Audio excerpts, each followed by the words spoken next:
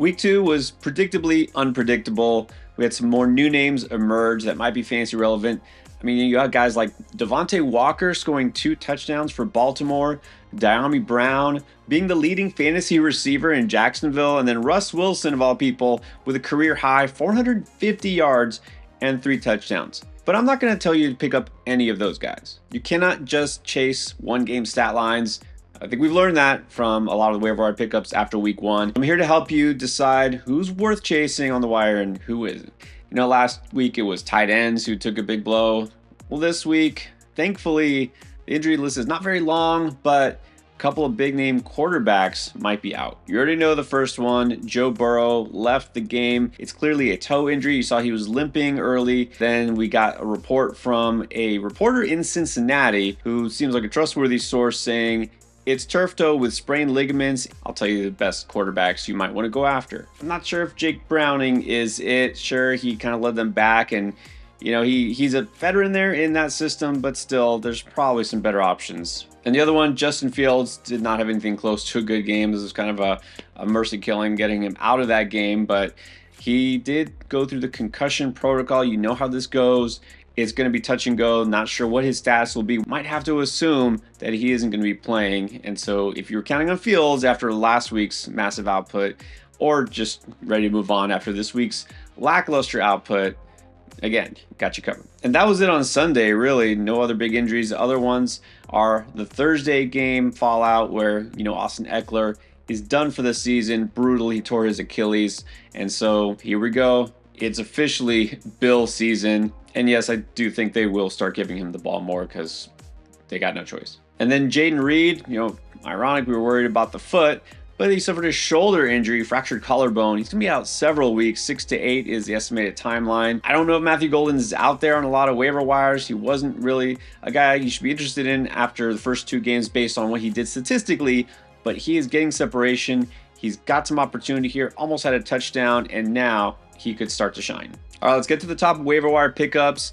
Again, we're going to start with the ones who are, you know, probably more highly rostered in most leagues, but these got to be your first priority. And so check out there, especially if you're in a more shallow league. You might be surprised. These players might be available. But as always, again, no kickers. Why don't we start with the new RB1 for Cleveland? That's right. We heard that Keyshawn Judkins might make some appearances here in week 2, and he not only showed up on the field, he was the lead running back right off the bat. Not at all we expect this guy.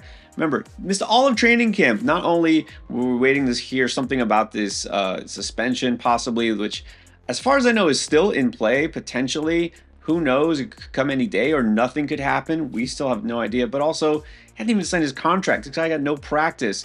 And yet he just went out there as if nothing ever happened, led the team in carries, led the team in rushing yards, and oh yeah, averaged 6 yards per carry. What's crazy, he was only on the field for 19 snaps, and yet he got 10 carries, leading the Browns.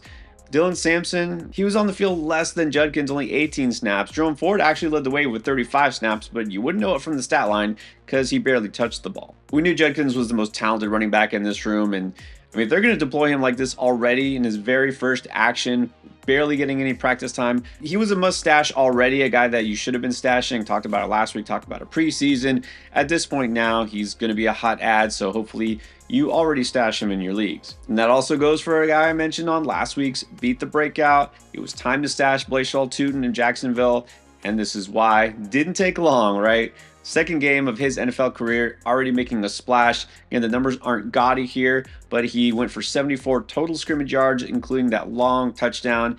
And you see, catch that replay of the touchdown, you see exactly what is exciting about Tootin. It's the speed. Tootin is kind of a freak athlete. He's got some filthy, pure breakaway speed. He can make a big play. I mean, this guy kind of looks like a next, maybe possibly Devon Achane, that type of a player. Maybe not quite as good a receiver out of the backfield, but man, once he gets the ball in his hands, he's explosive.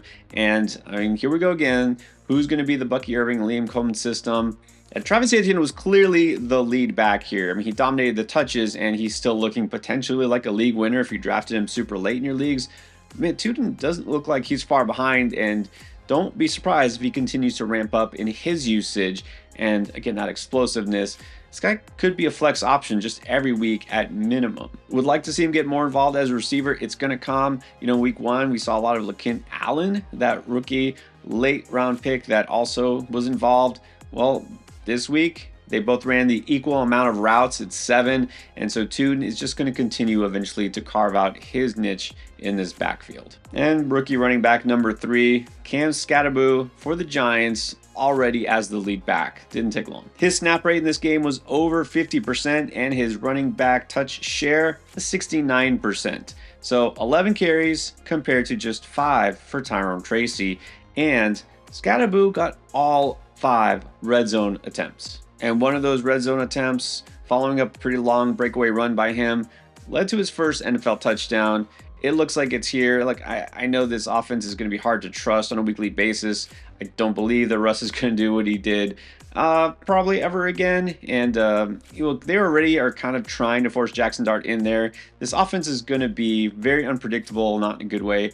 But Skattebo already getting the touches. That's what you have to chase when you're looking for running back production in fantasy. Touches are always the number one indicator. And we have to talk quarterback. Of course, a lot of you need to replace Burrow. Some of you need to replace Fields. And some of you just stream, right? You're just looking for a guy with a great matchup heading into week 3.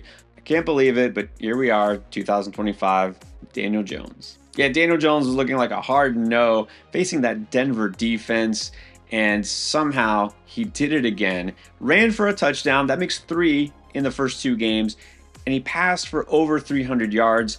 This is the first time he's passed for over 300 yards since week 2 of the 2023 season. And it's only his 10th 300-yard game in now 6+ seasons in the NFL. And yet, 2 starts as a Colt, 2 really good fantasy outputs. I'm not ready to say matchup does not matter, but if he can put a good game against Denver, I don't think that the Tennessee Titans are too scary. Again, it's not the worst defense out there, but look, he has potential to run for a touchdown every game. For some reason, this team that has Jonathan Taylor decided at the goal line 3 different times in a row to force Daniel Jones to do the quarterback sneak to get the touchdown until it finally worked. You know, we always say there's a late round QB that winds up being a fantasy starter for the rest of the season. It's why you don't really need to go QB early.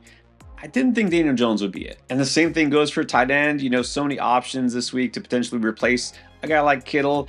And, well, between, let's see, Hunter Henry, Brenton Strange, Harold Fannin, Juwan Johnson, there was only one correct choice.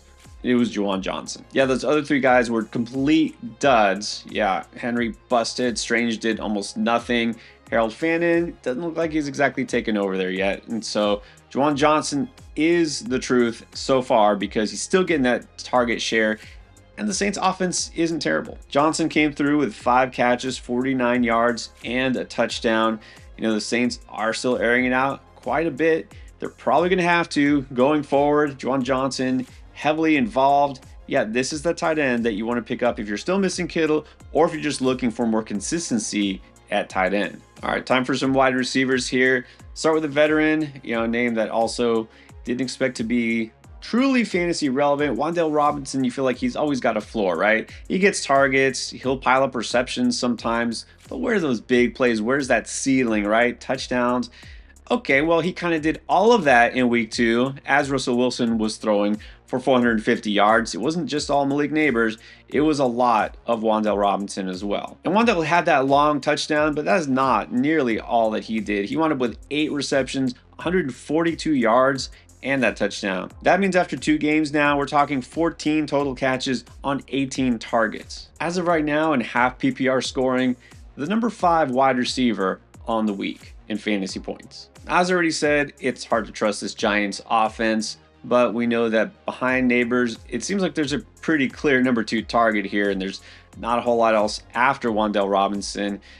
Kind of hope, you know, that Russell Wilson does stay in quarterback because he will sling it. Jackson Dart, we still don't know. He might be a better overall quarterback, but if Russ is going to continue to air it out like we just saw, yeah, let's keep doing that. And Wan'Dale Robinson seems like a strong flex option. Are we getting a clear number 2 wide receiver in Denver? Sure, early on, Marvin Mims had a touchdown, but it was Troy Franklin early, often. He scored as well and wound up with 7 catches for 74 yards. We've heard all preseason, Troy Franklin looks better, getting more involved. You got to remember that Nix-Franklin connection back from their days at Oregon.